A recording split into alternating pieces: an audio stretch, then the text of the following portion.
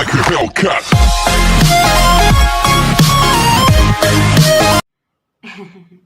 ഒന്ന് ഓർത്ത് നോക്കിയാലുണ്ടല്ലോ, എനിക്ക് സുമോട് ഭയങ്കര അസൂയ.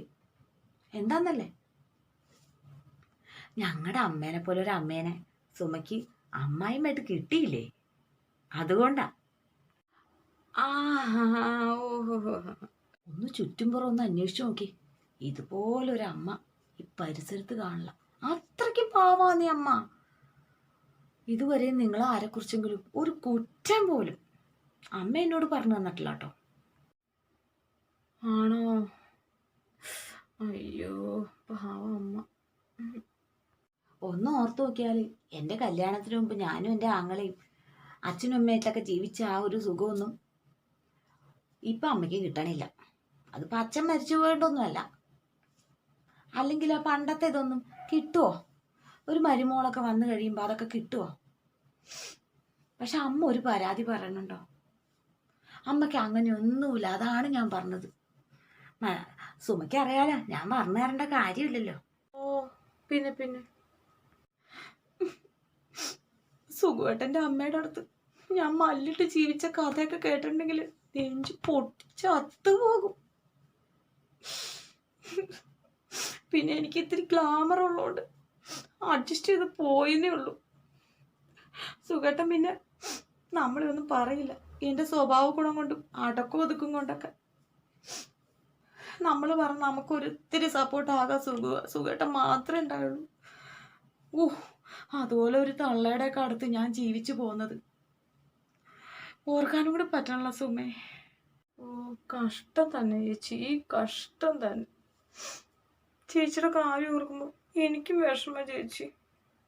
പക്ഷേ ഉണ്ടല്ലോ, ക്ഷമിച്ചും സഹിച്ചും അങ്ങ് നിന്ന് നല്ല സ്വഭാവമായതുകൊണ്ട് അഡ്ജസ്റ്റ് ചെയ്ത് അമ്മ തന്നെ. ഇപ്പം എന്ത് സ്നേഹ ഞങ്ങളെല്ലാവരും പറയണ ചക്കരയും പീരിയാണോന്ന് എൻ്റെ സുഖുവേട്ടൻ്റെ അമ്മയായിട്ട്. അതാണ് സ്വഭാവ ഗുണം. ഞാൻ ചെന്നിടത്തും കുഴപ്പമില്ല, ഇവിടെ ഒരു പ്രശ്നമില്ല. ഇവിടെ എന്തെങ്കിലും പരാതി സുമോട് തന്നെ ഞാൻ എന്തെങ്കിലും ഒരു പരാതി പറഞ്ഞിട്ടുണ്ടോ?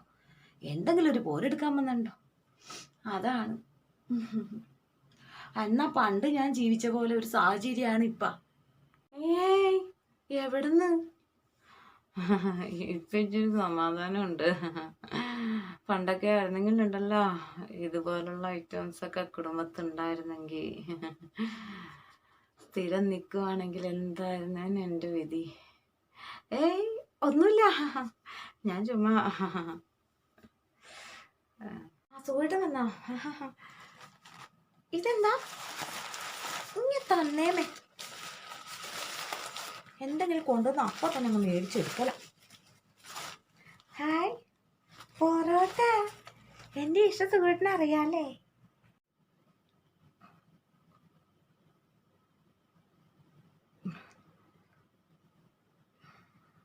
ഡാ പിള്ളേരെ വാ, വല്ല വേണമെങ്കിൽ വന്ന് കഴിക്കട്ടെ.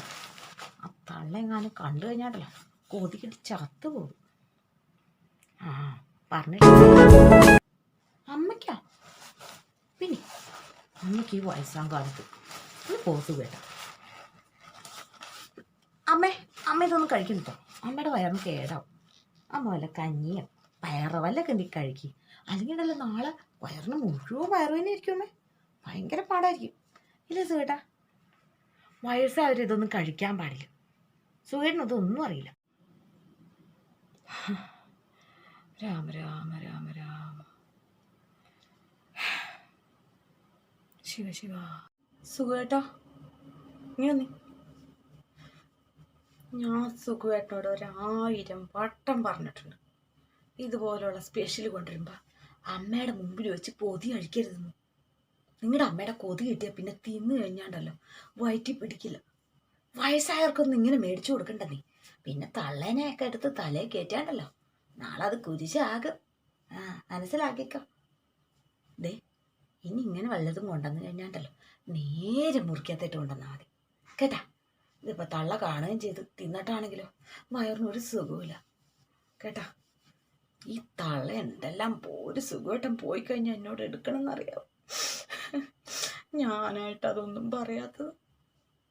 അതൊക്കെ കണ്ടു കഴിഞ്ഞിട്ടല്ലോ പച്ച വെള്ളം ഈ തളയ്ക്ക് കൊടുക്കാൻ തോന്നില്ല സുഖേട്ടൻ.